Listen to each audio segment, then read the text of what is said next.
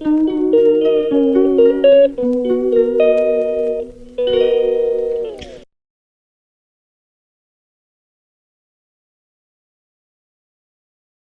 আবার বক বক করতে, যেহেতু দুপুরে রান্নাবান্না শেষ। এখানে বানিয়েছি লোটে মাছ আর ডাল, মুসুরির ডাল, আর এখানে হলো বেগুন ভাজি। তো বেগুনে আমি খুবই কম তেল দিয়েছি, যেহেতু বেগুনে বহুত তেল লাগে।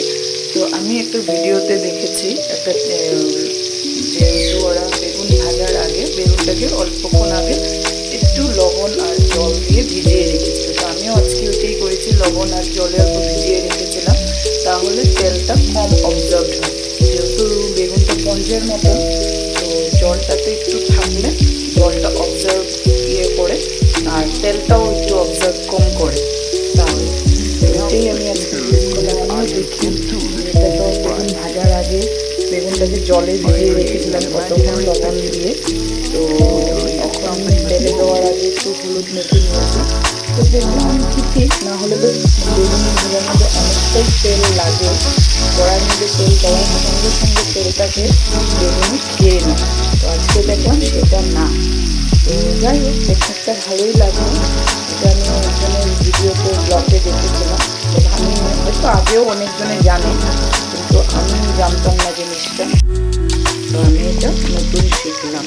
তো কিছু নতুন জিনিস শিখলে ভালোই লাগে ট্রাই করতে। তোমরাও যদি কেউ না জানো ট্রাই করে দেখো, ভালো লাগে। গাজর গ্রেট করে নিয়েছি, গাজরের সাথে অল্প দুটো ডিম ফাটিয়ে নিলাম। তারপরে অল্প দিয়ে দিলাম লবণ আর গোলমরিচের গুঁড়ো। এগুলোকে সুন্দর করে আগে মিক্সড আপ করে নেব।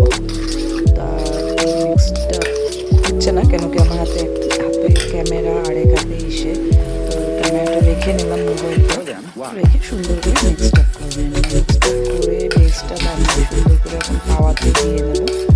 আজকে এটা আমি ফার্স্ট টাইমে ট্রাই করলাম, যেহেতু আমি জিমে যাই। তো জিম থেকে বলছে যে ডিম দিয়ে গাজর টাজর দিয়ে এরকম করেও হেলদি কিছু বানায় খাওয়া যায়।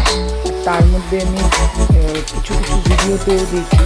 তো গাজর ওটা আমি বেশি ভালোবাসি না। তো যাই হোক, ডিমের সাথে একটা বেস বানিয়ে গাজরের, ওটার মধ্যে লবণ আর গোলমরিচের গুঁড়ো দিয়ে বানিয়ে নিলাম।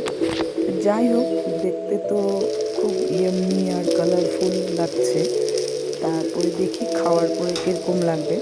তো এখন একদিক হয়ে যাওয়ার পরে আরেক দিক উল্টিয়ে নিলাম। তো এটা আমার প্রায় রেডি হয়েই গেছে। সঙ্গে শসা নিয়েছি, অল্প সস দিয়ে নিয়েছি উপরে জন্য। তারপরে এখন আমি এটা নিয়ে বসে গেলাম লাঞ্চ করতে।